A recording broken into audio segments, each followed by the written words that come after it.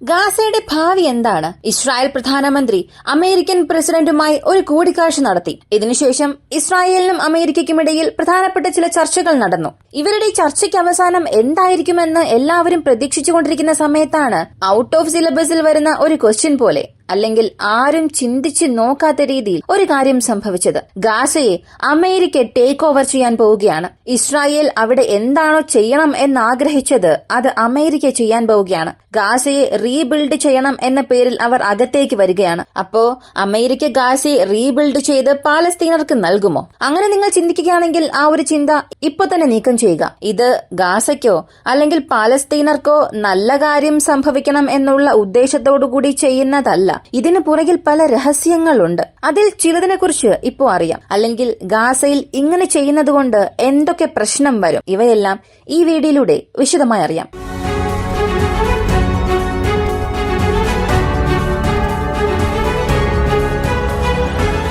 Gaza അല്ലെങ്കിൽ west bank എന്ന് പറയപ്പെടുന്ന പ്രദേശം ഇസ്രായേലിന്റെ രണ്ട് ഭാഗത്തുള്ള പാലസ്തീന്റെ ബാക്കി ഭാഗം എന്ന് പറയാം.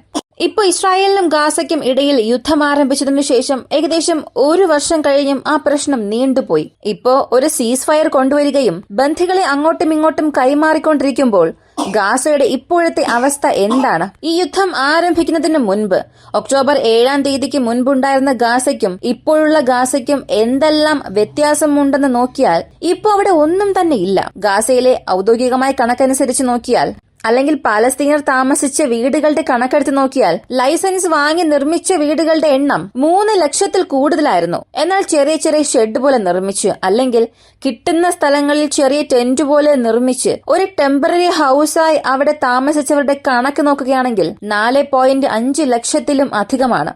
ഇത് 2022 കണക്കനുസരിച്ച്. എന്നാൽ ഇപ്പോ ഈ ഹമാസ് വേഴ്സസ് ഇസ്രായേൽ പ്രശ്നത്തിനു ശേഷം അവിടെ എത്ര വീടുകളാണ് നശിച്ചത് എന്ന് നോക്കിയാൽ 4 ലക്ഷം വീടുകളിലധികം മുഴുവനായും നശിച്ചിട്ടുണ്ട്. ഇന്റർനെറ്റിൽ നിങ്ങൾ ഒരുപാട് ഇമേജസ് കണ്ടിട്ടുണ്ടാകും. ഇപ്പൊ കാണുന്ന ഇമേജും നിങ്ങൾ ശ്രദ്ധിച്ചു നോക്കുക. ഇത് കാണുമ്പോൾ ഒരു സിനിമ ഷൂട്ടിന് വേണ്ടി നിർമ്മിച്ച സെറ്റ് പോലെ, ഷൂട്ടിങ്ങിന് വേണ്ടി ഒരു വലിയ കെട്ടിടം ഇടിച്ചിട്ടിരിക്കുന്ന പോലെയൊക്കെ തോന്നാം. പക്ഷേ ഇതങ്ങനെ സിനിമ ഷൂട്ടിംഗ് ഒന്നും അല്ല. ഗാസയുടെ ഇന്നത്തെ അവസ്ഥയാണ്. അവരുടെ മരിച്ചവരുടെ എണ്ണം എന്നത് 46,000 കഴിഞ്ഞു. ഇത്രത്തോളം അവിടെ ഒരു കൂട്ടനാശം തന്നെ സംഭവിച്ചു. ഇതിനെ കൂട്ടനാശം എന്ന് തന്നെ പറയേണ്ടി വരും. അതാണ് ശരിയായ വാക്ക്. ഇത്രയും വലിയ പ്രശ്നങ്ങൾ അവിടെ ഉണ്ടായതിനു ശേഷമാണ് ഹോസ്റ്റേജസ് ഡീൽ ഒരു വശത്ത് നടക്കുന്നത്. 2 വശത്തുമുള്ള ബന്ധികളെ അങ്ങോട്ടും ഇങ്ങോട്ടും മാറ്റുന്ന പ്രക്രിയ നടന്നുകൊണ്ടിരിക്കുമ്പോൾ ഇസ്രായേലിന്റെ പ്രധാനമന്ത്രി ബെഞ്ചമിൻ നെതന്യാഹു വൈറ്റ് ഹൌസിൽ ചെന്ന് ഒരു ചർച്ച നടത്തുന്നു. ഫെബ്രുവരി മാസത്തിൽ ഇവർ രണ്ടുപേരും സംസാരിക്കാൻ പോകുന്നു എന്നുള്ള വാർത്തകൾ ഇതിനകം നമ്മൾ അറിഞ്ഞതാണ്. അങ്ങനെ ഇവരുടെ കൂടിക്കാഴ്ചയ്ക്ക് ശേഷം ഒരുപാട് കാര്യങ്ങൾ അവർ സംസാരിച്ചു. അതിൽ പ്രധാനപ്പെട്ട 2 കാര്യം. ഒന്നാമത്തേത് ഇറാന്റെ ഓയിൽ വീണ്ടും കൂടുതൽ സാങ്ഷൻസ് നൽകുക. രണ്ടാമത്തേത് ഗാസയെക്കുറിച്ചുള്ളതാണ്. ഇതിൽ ഇറാന്റെ സാങ്ഷൻസിനെ കുറിച്ച് നോക്കുകയാണെങ്കിൽ, ഇറാന്റെ പക്കൽ ഒരു കാലത്തും ന്യൂക്സ് ഉണ്ടാകാൻ പാടില്ല, ഇറാന്റെ കൈകളിലേക്ക് ആണവായുധങ്ങൾ പോകാൻ പാടില്ല എന്നുള്ളതിൽ ട്രംപ് വളരെയേറെ ശ്രദ്ധിക്കുന്നുണ്ട്. കാരണം എന്നാണോ ഇറാന്റെ പക്കൽ ആണവായുധങ്ങൾ വരുന്നത്, അന്ന് ഈ ഇംബാലൻസ് ഓഫ് പവർ സംഭവിക്കും. മിഡിൽ ഈസ്റ്റ് ഇസ്രായേലിന്റെ കൈകളിലാണ്. ചില രാജ്യങ്ങൾ അമേരിക്കയുടെ പൊളിറ്റിക്സിനെ ആശ്രയിച്ചാണ് ഇപ്പോഴും ചലിക്കുന്നത്. എന്നാൽ എന്നാണോ ഇറാന്റെ കൈകളിലേക്ക് ആണവായുധങ്ങൾ പോകുന്നത്, അന്ന് തന്നെ ഇതിലെല്ലാം ഒരു വലിയ മാറ്റം സംഭവിക്കും. കാരണം ഈ ആണവായുധത്തെയാണ് ഇന്നത്തെ കാലത്ത് വെപ്പൺസ് ഓഫ് മാസ് ഡിസ്ട്രക്ഷനായി കാണുന്നത്. ആണവായുധം എന്നതിനെ അടിസ്ഥാനമാക്കി മാത്രമാണ് ഇവിടെ ഇസ്രായേൽ കൗണ്ടർ ചെയ്യുന്നത്. ഇപ്പോ ഇറാൻ ഇസ്രായേലിനെ ആക്രമിക്കാൻ തുടങ്ങുന്നതിന് പ്രധാനപ്പെട്ട കാരണവും ഇത് തന്നെയാണ്. കാരണം ഒരു ഫുൾ സ്കെയിൽ വാർ ഇറാൻ തുടങ്ങുകയാണെങ്കിൽ തീർച്ചയായും അതിന്റെ അവസാനം ഇസ്രായേലായിരിക്കും ജയിക്കുക. കാരണം അവരുടെ പക്കൽ ആണവായുധങ്ങൾ ഉണ്ട്. എന്നാൽ അതേസമയം ഇറാന്റെ പക്കൽ ഇതിനെ കൗണ്ടർ ചെയ്യുന്ന രീതിയിൽ കൺവെൻഷണൽ വെപ്പൺസ് ഉണ്ട്. പക്ഷെ അത് എത്രത്തോളം പവർഫുൾ ആണെങ്കിലും ന്യൂക്ലിയർ വെപ്പൺസിന്റെ അടുത്ത് വരില്ലല്ലോ. അപ്പോൾ ഇറാന്റെ പക്കൽ ആണവായുധങ്ങൾ വരികയാണെങ്കിൽ ഒരു വലിയ മാറ്റം തന്നെ അവിടെ സംഭവിക്കും. എന്റെ പക്കലും ആണവായുധമുണ്ട്, നിന്റെ പക്കലും ആണവായുധമുണ്ട്. നിങ്ങളുടെ ആണവായുധം കാരണം എന്റെ വലിയ ഭൂപ്രദേശത്ത് ഉണ്ടാകാൻ പോകുന്ന നഷ്ടത്തെക്കാട്ടിലും എന്റെ ആണവായുധം കാരണം നിങ്ങളുടെ ഭൂപ്രദേശത്ത് ഉണ്ടാകുന്ന പ്രശ്നങ്ങൾ പല 100 മടങ്ങ് അധികമായി. ഇത് ഇറാന്റെ സ്റ്റാൻഡാണ്. അങ്ങനെയുള്ളപ്പോൾ ഇറാന്റെ പക്കൽ ആണവായുധങ്ങൾ പോകുന്നത് തടയണം എന്നുണ്ടെങ്കിൽ അവരുടെ രാജ്യത്തിനുള്ളിൽ തന്നെയുള്ള ഫോറിൻ കറൻസിയെയും അവരുടെ രാജ്യത്തിനുള്ളിലെ ക്യാഷ് ഫ്ലോയും ഡീസ്റ്റെബിലൈസ് ചെയ്യണം. അങ്ങനെ ഡീസ്റ്റെബിലൈസ് ചെയ്യണം എന്നുണ്ടെങ്കിൽ അവരുടെ പ്രധാനപ്പെട്ട റിസോഴ്സസിനെ എല്ലാം തടയണം. ഗവൺമെന്റിന്റെ പ്രധാനപ്പെട്ട റിസോഴ്സസ് എന്തായിരിക്കും? ഇപ്പൊ സൗദി അറേബ്യ നോക്കിയാൽ അവരുടെ പ്രധാനപ്പെട്ട വരുമാനം ഓയിലിനെ അടിസ്ഥാനമാക്കിയാണ് നടക്കുന്നത്. അതുപോലെ തന്നെ ഇറാനും ഓയിൽ വളരെ പ്രധാനപ്പെട്ട റിസർവ് ആണ്. അവരുടെ പക്കലുള്ള ഓയിലിൽ അമേരിക്ക ഇതിനകം തന്നെ കൈവച്ചിട്ടുണ്ട്.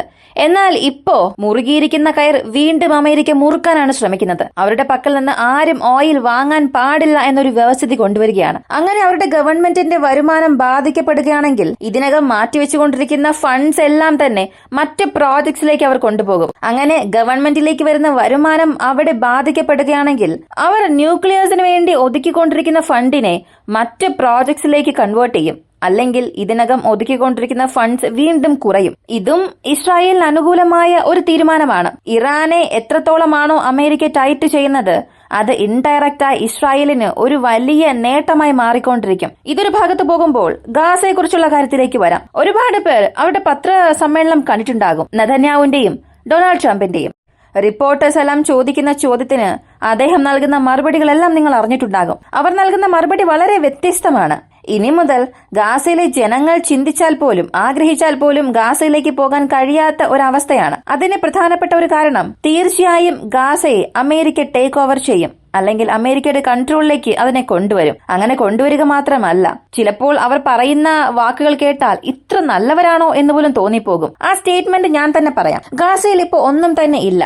ഗാസയിലുള്ള ജനങ്ങൾക്ക് ഇന്നുവരെയും ലഭിച്ചിരിക്കുന്നത് മരണം മാത്രമാണ്. മരണവും നാശവും മാത്രമാണ് അവർക്കായിട്ടുള്ള ഒരു സമ്മാനമായി ലഭിച്ചിട്ടുള്ളത്. അതിനപ്പുറം ഗാസ ജനങ്ങൾക്ക് ഒന്നും തന്നെ ലഭിച്ചിട്ടില്ല. അപ്പോ ഞങ്ങളിപ്പോ ചെയ്യാൻ പോകുന്നത് അവിടെയുള്ള റുബൽസ് എല്ലാം, അവിടെയുള്ള മുഴുവൻ അവശിഷ്ടങ്ങളും നീക്കം ചെയ്ത് അവിടെ ബഹുനില കെട്ടിടങ്ങൾ പണിയാൻ പോവുകയാണ്. ശരി, അങ്ങനെ കെട്ടി അവസാനിച്ചതിനു ശേഷം തീർച്ചയായും അവിടെ ഗാസ ജനങ്ങൾ വരുമോ എന്ന് ചോദിച്ചാൽ ഇല്ല, തീർച്ചയായും ഇല്ല. ഗാസയിലുള്ള ജനങ്ങളെ, അതായത് വെസ്റ്റ് ബാങ്കിലും ഗാസ സ്ട്രിപ്പിലുമുള്ള ജനങ്ങളെ ജർമ്മനിയിലേക്ക് അയക്കണമോ, ഈജിപ്തിലേക്ക് അയക്കണമോ, അല്ലെങ്കിൽ മറ്റേതെങ്കിലും രാജ്യത്തേക്ക്, അവർ ആഗ്രഹിക്കുന്ന ഏത് രാജ്യത്തേക്ക് അയക്കണം, ഇതെല്ലാം തീരുമാനിക്കും. കൂടാതെ അവർക്ക് ആവശ്യമായ എല്ലാ സഹായങ്ങളും ചെയ്തു കൊടുക്കും. അവർക്ക് ആവശ്യമായ എല്ലാ നന്മകളും അവിടെ ലഭിക്കും. അവർ ആ രാജ്യത്ത് തന്നെ ആയിരിക്കട്ടെ, എന്നാൽ അവർ വീണ്ടും ഗാസയിലേക്ക് വരാൻ പാടില്ല. അങ്ങനെ അവർ വരികയാണെങ്കിൽ അവരുടെ ജീവന് യാതൊരു ഉത്തരവാദിത്വവും ഇല്ല. ഇങ്ങനെയാണ് ട്രംപ് പറഞ്ഞത്. ഇതിപ്പോ നിങ്ങൾ താമസിക്കുന്ന ഒരു വീട്, യാതൊരു ബന്ധവുമില്ലാത്ത കുറച്ചുപേർ അകത്തേക്ക് വരികയാണ്, നിങ്ങളെ വീട്ടിൽ നിന്നും പുറത്താക്കുന്നു. ഇതിനേക്കാൾ നല്ലൊരു സ്ഥലം ഞാൻ നിങ്ങൾക്ക് നൽകാം, അവിടെ പോയി നിങ്ങൾ താമസിച്ചാൽ മതി. ഇനി മുതൽ നിങ്ങളുടെ വീട്ടിലേക്ക് നിങ്ങൾ വരാൻ പാടില്ല എന്നൊക്കെ പറയുന്ന രീതിയിലാണ് ഇത് തോന്നുന്നത്. അങ്ങനെയാണെങ്കിൽ ഗാസ ജനങ്ങൾ ഗാസ വിട്ട് പുറത്തേക്ക് പോയാൽ പ്രശ്നങ്ങളെല്ലാം അവസാനിക്കുമോ? അങ്ങനെ നോക്കിയാൽ ഇല്ല. ഗാസയിൽ നിന്ന് പോകുന്ന റെഫ്യൂജീസിനെ പോലും ഈജിപ്തുകാർ അംഗീകരിച്ചിട്ടേ ഇല്ല, ജോർദൻ അംഗീകരിച്ചില്ല, ആരും അഭയാർത്ഥികളെ അംഗീകരിക്കുന്നേയില്ല. റാഫ ക്രോസിംഗ് എന്ന ഒന്നുണ്ട്. റാഫയ്ക്കും ഈജിപ്തിനും ഇടയിലുള്ള ഒരു ചെറിയ ഇടനാഴി. യുദ്ധം ആരംഭിച്ചതിനു ശേഷം ഒരു ദിവസം ഒരു 50-100ഓളം പേർ പാസ് എല്ലാം വാങ്ങി അതുവഴി കടന്നു പോകുന്നുണ്ടായിരുന്നു. അതിനുശേഷം ഈജിപ്ത് ചെയ്തത് ഗാസയിൽ നിന്ന് വരുന്ന അഭയാർത്ഥികൾ കാരണം തങ്ങളുടെ ജനങ്ങൾക്ക് പ്രശ്നം ഉണ്ടാകുന്നുണ്ട്. അങ്ങനെ പ്രശ്നം ഉണ്ടാകുമോ എന്നുള്ള ഭയം കാരണം ആ ക്രോസിംഗ് മുഴുവനും സീൽ ചെയ്തു. അവിടെയുള്ള ജനങ്ങൾ ആരും ഇങ്ങോട്ടേക്ക് വരാൻ പാടില്ല എന്നതിനു വേണ്ടി. ഈ ഗാസയെ നോക്കിയാൽ വളരെ ചെറിയൊരു പ്രദേശമാണ്. അതിൽ 2 മില്യണിലധികം ജനങ്ങൾ താമസിക്കുന്നു. ആ സ്ഥലത്തെ മുഴുവനായും പൂട്ടിയിടുന്നു. എന്നിട്ട് ഇസ്രായേൽ അവിടെ ബോംബ് വർഷിക്കുന്നു. അവിടെ അത്രയധികം നാശം വിതച്ചു. എന്നാൽ ഇപ്പോ അതേ ഈജിപ്ത് അമേരിക്കയുടെ സംസാരം കേട്ട് ഗാസയിലെ ജനങ്ങളെ അകത്തേക്ക് വരാൻ അനുവദിക്കുകയാണെങ്കിൽ, അല്ലെങ്കിൽ അവർക്ക് അവിടെയുള്ള പൗരത്വം നൽകുമോ എന്ന് പോലും നമുക്കറിയില്ല. കാരണം ഇപ്പോ ഇത് വെറുമൊരു പ്രപ്പോസലായി വെച്ചത് മാത്രമേ ഉള്ളൂ.